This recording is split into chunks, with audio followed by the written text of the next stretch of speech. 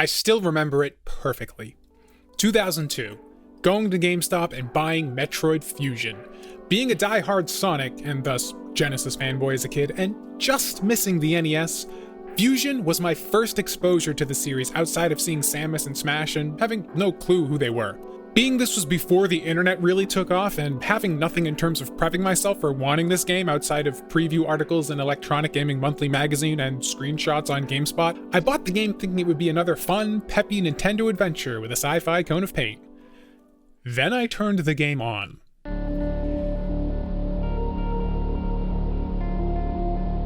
Instantly, my expectations for the game were completely annihilated. The tension, the foreboding, the absolutely palpable feeling of, well, dread that my GBA speaker was outputting immediately made me realize this was not going to be Mario in space. The resulting hours was one of my most memorable of my middle school days, falling in love with the maze-like exploration, bombing every square looking for secrets, lapping up all the lore and information the game slowly drip-fed me in elevator sequences, and being stunned by the gorgeous pixel art bringing the world of Metroid Fusion to life. Even now, on the other side of playing the majority of the rest of the series, Fusion stands out in my mind for being so different, so much more claustrophobic, so much more personal in its story, giving Samus a voice, and making the biggest threat an unflinching version of her at her best, while simultaneously having her herself at her weakest, saved from death by the very species her entire career and series of games were focused on genociding. It was just such a stroke of genius.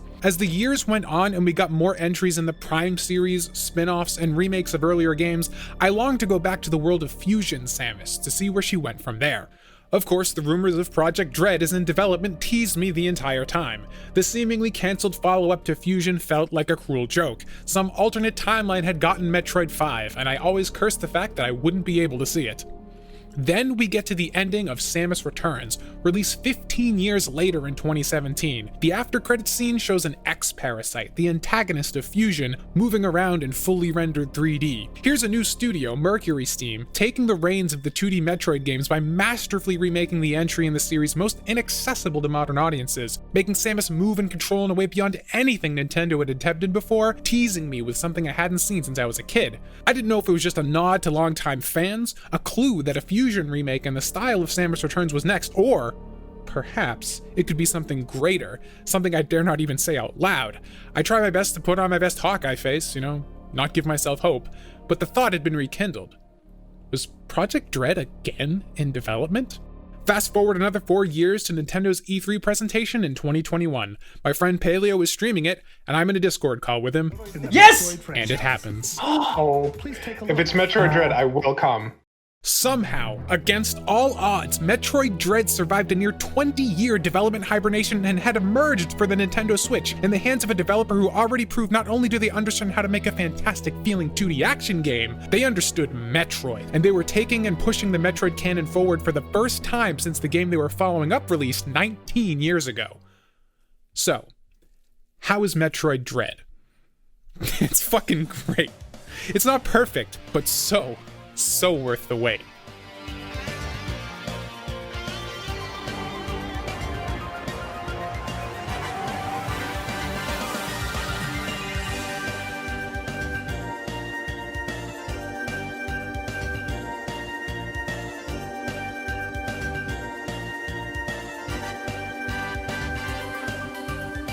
There's really so many angles to attack talking about Dread, so let's just start with the gameplay. Samus Returns was a brilliant reinvention of the bounty hunter's repertoire. Mercury Steam did a great job in taking everything that worked with the control paradigm that started with Super and solidified in Fusion and Zero Mission, and revitalizing it for current hardware controls and modern player expectations. Samus was a badass, smoothly animating from animation state to state.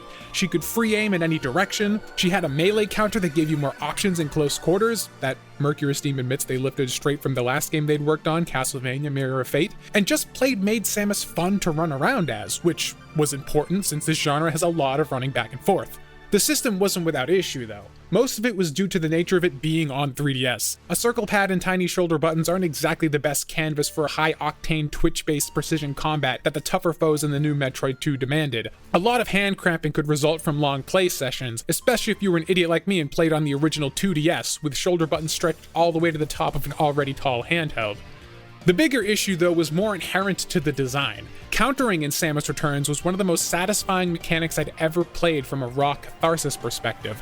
Everything from the animations to the camera movement to the sound effects and hit stop made a successful counter feel absolutely glorious. The problem was that a lot of the times this ran against the otherwise fluid, always moving nature of Samus Returns. Because the counter was such a highlight feature of the game, you'd kind of find yourself actively halting your momentum to bait out an opportunity for a counter, to the point where the game felt a bit start and stop, and worked against the flow the rest of Samus's movesets seemed primed to facilitate. Dread completely solves this problem with the dash counter. Instead of having to stop to counter enemy attacks, now Samus can counter mid-stride without halting momentum, keeping the flow of the game going.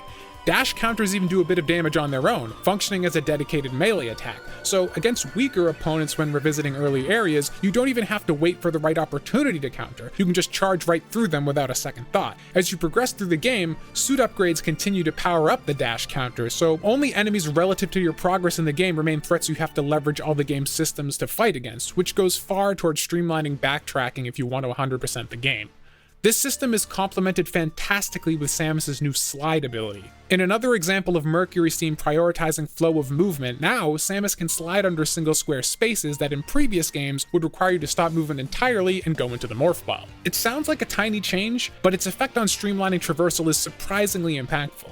This ability is also used in combat encounters, letting you slide under larger enemies to reposition if backed into a corner or dodge incoming enemies and projectiles. It just feels so satisfyingly slick to pull off, especially against powerful enemies and bosses later in the game. The slide is so useful and integrated so well into the overall design of the game that you don't even get the morph ball ability until far later than usual Metroid fare, because the slide fills its basic function so much more elegantly. All this emphasis on effortless momentum makes for a more enjoyable exploration experience, but that's definitely not the main reason they were implemented. The main gimmick of Metroid Dread are the inclusion of the new invincible enemies called the Emmys, robots that, if they spot you, will hunt you down and kill you in a single hit. In order to avoid detection or outrun their pursuit, a robust locomotion system was all but required to make Dread work from a conceptual level. While Samus's movements are top tier in this game, props really need to be given to the animators who designed the movement systems for the Emmys. Dread's levels are full of twisting corridors, vertical leaps, claustrophobic tunnels and passageways, and lots of multi-height platforms, and the Emmys effortlessly animate traversing this landscape while pursuing you in a way that is both visually convincing but also just mechanical and unnerving enough to fill their role as cold, mechanized killers. I don't think most people playing Dread are going to properly appreciate just how much work must have gone into getting the Emmys to animate as well as they do here. I'm far from an expert game designer, but I know enough about making games to know that I have no idea how I'd even begin designing an animation system this robust. I'm not sure if they're handling everything procedurally or if there's some stupidly complex state machine running behind the scenes, but every time the enemies are on screen, you're witnessing a masterclass in complex animation. While the Emmys are animated fantastically, their actual role in the game is a bit more underwhelming. Leading up to release, the Emmys were marketed as this constant, looming, overwhelming threat, and assumedly where the dread comes in Metroid Dread.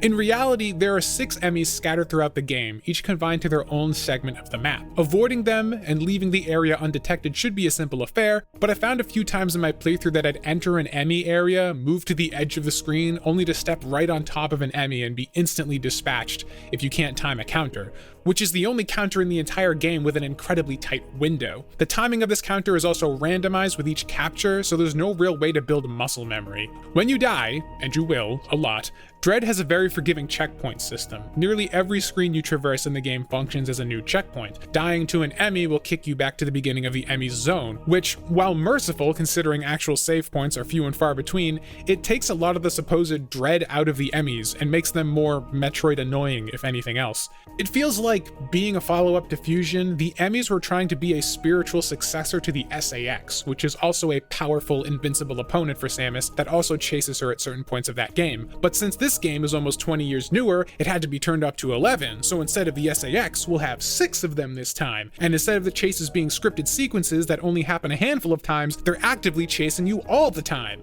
but creating an entire map full of rooms that could loop back in on themselves to give the player an out if they're spotted would be a massive headache to design. So instead, the enemies are relegated to small areas, which already takes a lot of the dread out of their presence if you can see exactly where they're going to show up on the map and where you need to go to lose them. The SAX had a similar problem in Fusion because it was entirely scripted. It loses its impact on repeat playthroughs, but the enemies really never have much of an impact in the first place, so I don't know if they're any better. And I really don't think this threat was even needed in the first place when the main enemies in Dread are already brutally difficult enough on their own.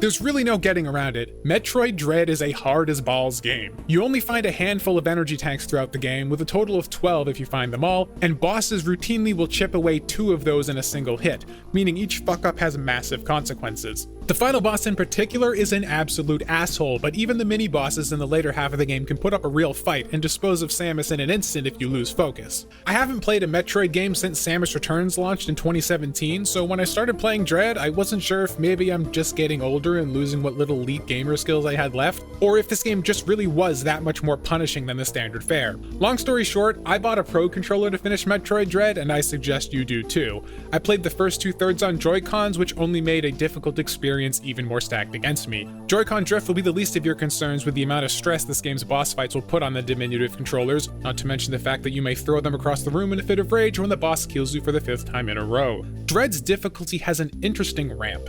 Its boss design is unflinchingly old school. Each counter is entirely pattern recognition based, which means unless you have the reflexes of a new type, you're going to be killed your first few go-arounds as you're slowly exposed to all the boss's attack patterns and slowly piece together how they work and how to avoid damage. If you have the gamer rage like I do, you'll be pissing and moaning the whole time in a vain attempt to shield your fragile ego, only to suddenly feel a complete idiot because by go 5 or 6, earlier if you're actually good at games, you'll find you're barely getting hit at all because you've learned all the patterns, and what before seemed insurmountable is actually fairly simplistic in its design. Dread's encounter design actually melds really well with how Samus is portrayed as a character in this game. Samus doesn't really speak, but regardless emotes with her actions. The amount of cool and calm under pressure is almost Devil May Cry-esque at times, but in a more reserved and minimal way that is just so Samus. This is probably my favorite portrayal of a protagonist in a video game since Doom Guy in Doom 2016, and is channeling a very similar vibe. Calmly powering up a charge beam while circling a massive boss, only to unload a shot into its roaring maw without even making direct eye contact. When you finally master a boss encounter and succeed, the feeling of taking what was once a huge obstacle and trivializing it brings your feeling of triumph directly in line with Samus's badass cutscene execution of that enemy.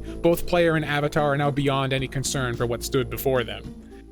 Not everybody is going to take to this design decision, though. Metroid Dread's release has once again brought the discussion of difficulty in games to the forefront of social media. Discussing difficulty is, well, difficult because it's a subjective experience. What someone may find hard, someone else may find easy, and even if 2 people both find something difficult, one may revel in the challenge while the other may be put off by it entirely. The people against difficulty tend to go for the inclusion route. By making a game overly difficult, with no recourse for the frustrated other than to get good, you're gatekeeping the experience from those who may not have the patience, or even the time, to master the skills the game demands, while those in favor say that developers have the right to craft whatever experience they want. It's their game, and there's no shame in someone bouncing off a game and admitting to themselves it's not an experience for them. I personally land somewhere in the middle. I'm all for giving creators complete freedom to develop whatever experiences they want. I'd never push for From Software to create an easy mode for Dark Souls if they don't want to do it, for example. That being said, I'm not playing games for the thrill of overcoming challenges. I tend to play games to try and relax and unwind from the grueling, challenging work I do outside games, whether it's writing and redrafting a script like this at 3 in the morning, or beating my face against Unity to try and get a 3D character controller working. The last thing I want from a video game is another headache. There are definitely games I've bounced off of because they aren't for me, but the really frustrating moments are when a game otherwise absolutely is for me, save for the difficulty. Sekiro immediately comes to mind. So in that regard, I empathize with people wanting easier games, cause if you push me on it, I think both me and my blood pressure would have had a slightly better time with Dread if the difficulty were more tuned like Samus Returns, which I found to be a bit more to my liking. At the same time though, I think Dread's difficulty resolves itself pretty quickly compared to something like a From Software game. Like I said before, the game is so based on pattern recognition that it's almost impossible for you not to get better after giving it a few more attempts, where something like Souls has far more moving parts that keep its difficulty curve more consistently steep. In order to take on some of the harder challenges this game throws at you, Mercury Steam fixes one of my long-standing gripes with Metroid as a series: ability progression. Traditionally, the more you become familiar with Metroid as a franchise, the more you start to be able to see the twists of the other entries coming, because Samus tends to rely on the same stable of abilities from title to title. It makes sense why. Things like the Morph Ball, Power Bomb, Super Missiles, and Screw Attack are all iconic, as essential to Metroid as Samus herself, but it can make the games a bit predictable when you walk into a new room, see an obstacle, and you already know immediately what power-up you'll need to circumvent it, even if that ability is still hours away from being unlocked. Dread goes out of its way to mix up ability progression, switching the order you receive a lot of Samus's iconic moves, while also introducing a bunch of new ones into the mix, that all serve double duty as combat skills and puzzle-solving pieces. It makes the Metroid formula feel fresh again when you stumble across a locked door or a blocked path and genuinely don't know what needs to be done to get past it, and even the ones you think you do are often subverted. There were a few items I thought I'd need the Spider Ball for, but that ability isn't even in the game. Probably one of the weaker aspects of Metroid Dread is the music. Nothing about the score is bad, but even though I just finished it a few days ago, I can't recall a single track outside of the Emmy theme, which is just an off-key version of the main Metroid theme, so I don't even know if that counts. I think it's pretty telling that when I was taking a break from playing and contemplating what I need to do in the game next, I was humming and whistling tunes from Prime 1 and Fusion instead of any music from Dread itself. Speaking of Fusion, one of the most exciting things about Metroid Dread was that it would be continuing the story of Metroid Fusion. I didn't realize it at the time since it was my first Metroid game, but Fusion was a big departure from the structure of previous 2D Metroid games. Instead of dropping you in a massive maze and leaving you to your own devices to progress, Fusion paired Samus with an AI named Adam, who would give you directions and navigation rooms and mark on your map where to go next. This was a pretty heavy-handed guidance tool that certainly changed the feel of Fusion compared to Super before it and Zero Mission after. Even if it made sense contextually in the game, as Samus is taking orders from the Federation more directly, and thematically it kind of reinforced the powerless state she found herself in, unable to even carve her own path through the world. Most Metroid fans hated the more hand-holdy nature of Fusion. I don't particularly mind it all that much, but I will admit it definitely changes the experience moment to moment. I think Prime 1 had a better solution with its map triggering hints if you spent too much time wandering aimlessly around Talon 4. Dread similarly pulls back the hand-holding. Navigation rooms and Adam both return, which, as a Fusion fan, was really cool to see. He informs you roughly of what needs to be accomplished next, but never specifically tells you where to go. It's up to you to open the map and use your wits and knowledge of your new abilities to forge the path forward. A possible sticking point people may have with Dread is that the path forward is just that, a singular path. While Dread's map is dizzyingly large, only one way forward ever seems to be open to you at any time. Dread doesn't outright tell you where to go like Fusion did, but it blocks off most every other option other than where it wants to lead you next, and trusts you to find it yourself. This can lead to some wild goose chases as you backtrack to an area you think might have some promise, only to realize the path is actually closed and you gotta scour the map again for another breadcrumb to follow. One aspect missing from Dread that defined the previous game for me personally was the moments of Samus monologuing during elevator rides and the like. Obviously this isn't a series staple, but as a strong part of Fusion's identity, I was hoping the follow-up would similarly get us back in Samus's head, if for no other reason to get a glimpse as to the fallout of the events of Fusion, which ended on a rough note for Samus. The beginning of Dread seemed promising, with the text crawl from her perspective summing up most of the events of Fusion, along with completely redone artwork of Fusion's opening sequence, but this element never returns for the rest of the game. Fusion ended with Samus and Adam essentially defecting from the Federation, blowing up the BSL station against their orders and contemplating their future as the result of it. Here in Dread, everything seems to be all good, both of them taking Federation orders again. It would have been nice to have seen some kind of throwaway line as to how all those tribunals and stuff they were worrying about at the end of Fusion ended up panning out. Likewise, there's some elements to Dread's story that themselves are never really resolved. There are some strange mini-bosses that, when killed, temporarily upgrade Samus's arm cannon for plot-related reasons. Adam refers to this ability as a mysterious power when you first discover it, and I was hoping these mini-bosses, their functions in the context of the ZDR installation, and why their power interface with Samus's suit would be demystified, but if the game did answer it in its final act, it was so brief that I was too busy fuming over how bad the final boss was handing my ass to me I didn't even notice. Lastly, and this is a massive nitpick coming from someone thinking about this game for almost 20 years, but some clarification on what the Fusion suit actually was compared to the regular Chozo suit would have been nice. Fusion implies that the injection of the Metroid DNA fundamentally changes Samus, and that the new suit is a function of that. At the end of Fusion, though, Samus absorbs the SAX and regains the rest of her abilities, including the ability to use the Ice Beam, something that Fusion specifically made clear beforehand she couldn't use as part of her new Metroid biology. Yet in Dread, you get an Ice Missile upgrade just like in Fusion, implying that the recovery didn't stick. There's still an acknowledgement of her Metroid DNA, for plot-specific reasons I won't spoil, so that element is still here. It just feels like there's a bit of a mystery here I'd like to know more about.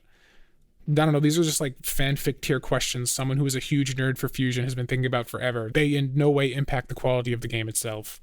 Overall, Metroid Dread is a fantastic, if brutal, second outing as Samus from developer Mercury's team. They clearly have proven they have a lot of love and understanding for what makes the classic Metroid formula so fun, and have brought the gameplay to new heights on the Switch. I'm beyond grateful that I finally am able to live in a world that has Project Dread seen to completion, and I hope that we don't have to wait another 2 decades to get another adventure with Samus of this quality. I give it a full-hearted recommendation, absolutely worth the $60 price of admission. Speaking of which, in addition to the difficulty debate, the other controversy Dread kicked up is with its visuals, and how a cheap-looking 2D game isn't worth the $60 in 2021 compared to the AAA exclusives coming out on PlayStation. If you want to know more about that, check out this video talking about how photorealistic games are in some way easier to make than stylized ones.